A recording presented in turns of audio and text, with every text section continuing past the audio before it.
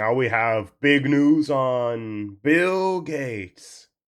Yep, but the climate change stuff. For anybody who doesn't know, basically there were these climate change doomsday activists that said Florida was gonna be flooded with water and under the floor in like a few years because of climate change. They also wanted to forcibly change your life, but through the means of government control and government funding. Basically, like control as virtue, where you're virtuous if you let these people dictate every asset of your life. And then the biggest thing about it too was like companies that burn coal and all that and added CO2 to the environment, they were given something called climate credits, which allowed them to basically just continue polluting, and then they would just, you know, like continue polluting, pay a certain amount of bills, but they'll continue adding more and more coal. And it was a way to make it so that impoverished nations that didn't have the means to do any of that were forced to follow it without being able to improve conditions and improve their societies, while bigger nations that could have oil and all that stuff and electricity, what we were forced to do instead was that we were forced to get rid of like oil and all that stuff. And a very good example was Joe Biden's term. He got rid of the Keystone pipeline, and then immediately we started buying, I think it was 2022, oil from, guess what, Venezuela. Yep. It was like oil for jets, oil for trucks, oil for cars. Yeah, he didn't really fix the issue. He just diverted it from somewhere else, and then that's what we were buying oil from during Biden's term. But the whole thing about this is just that it was a means of controlling you and getting rid of jobs in exchange for making their lives more luxurious was a sacrifice that these people were willing to make. Because I believe the US should be completely dependent from pretty much everywhere else. We should not be buying like that much oil from Russia or anywhere else, Russia, Venezuela, China, like anywhere else. But let's get into this. Microsoft founder Oh wait, before I start too. Greta Thunberg also had her like very famous "How dare you? How fucking dare you?" I think that, yeah. But yeah, she was like, I guess, a 9-year-old at the time. You can see she never talks about that anymore. Now she's Palestine.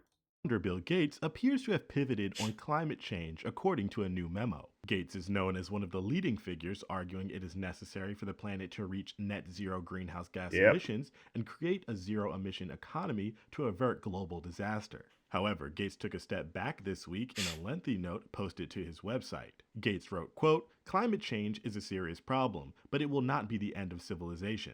In his latest take on the climate debate, Yep. That's what I thought, Bill Gates. Yeah, I was like 10 years ahead of you, man. Like, come on, you're a multi-billionaire and like let's just say it. He did it because specifically they wanted more government control. And I think it was him, but he bought farmland from a bunch of farmers in California. I'm pretty sure that was him, but he bought it from them and took it, and I don't even remember what he used them for. But it's a way that people like them want to seem virtuous while at the same time exerting full and utter control over every aspect of your life.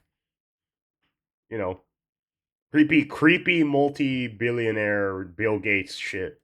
Gates suggested that doomsday activists have failed to take a holistic assessment of global warming. He argues activists put forward Hmm. policies that have only further burdened impoverished countries and Yep. communities without providing the tools Oh, yep. There it is. There it is. Burned, impoverished community.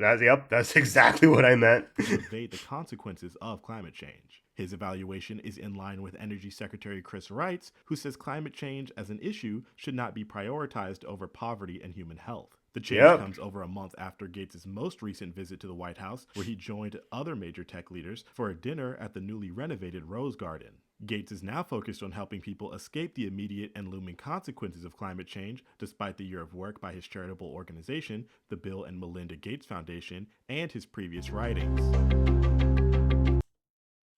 Yep. But yeah, as always, I don't trust Bill Gates that much. I'm gonna be real with you guys. But let me show you this. This is what happens in the UK. But as you can see, their CO2 emissions went down. The downside is, yeah, China went up. Yeah, because like, oh, it's nice and virtuous that your energy's going down at the cost of jobs, your people's living conditions, and, you know, your society having money, just making China richer. Because guess what? These things have to come from somewhere, and China's willing to make that sacrifice. Yep. And here's another thing, too, which is these people wanted us to be like 100% renewable. I think it was 2030, something like that.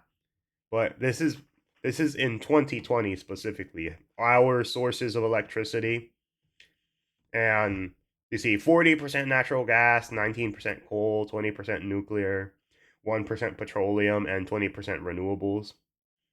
So the whole thing is we should be switching to cleaner energy, but it's very childish thinking we could do it in like 10, 20 years easily.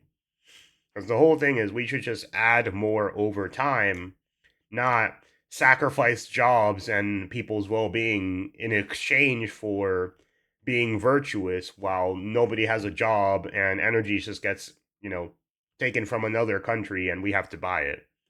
Like a good example of it was during Joe Biden's term. He cut the Keystone pipeline that we were making oil from and even exporting oil during his term. And what happened in 2020? We had to buy oil from Venezuela for private jets, for trucks, and for cars.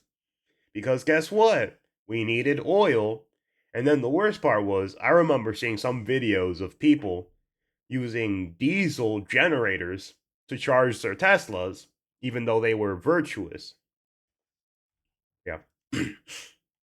Another sketchy thing Joe Biden did was he was talking about General Motors at one point, and he said how great that he was talking about how like great the company was for the electric vehicle market, and he just surprisingly, when Elon Musk decided that he wasn't on, he wasn't on Joe Biden's team anymore, and he was gonna align with Trump.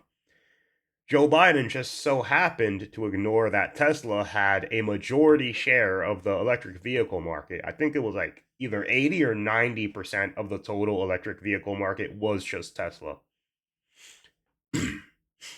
Yep.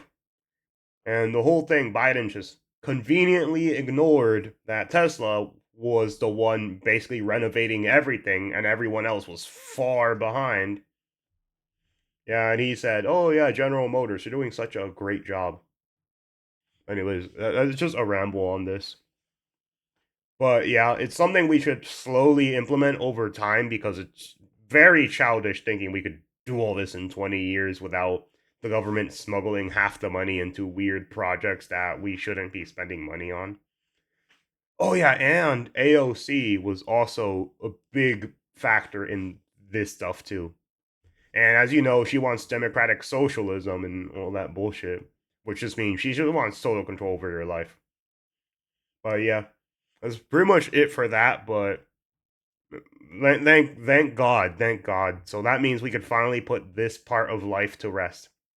Dealing with poverty is more important than pretending to be virtuous at the cost of a lot of people's jobs and livelihoods. That and a lot of the elites, Bernie Sanders, private jet, Taylor Swift, private jet. You're supposed to use paper straws, but these guys can use a private jet, vroom, vroom, vroom, every freaking where. But yeah, that's it.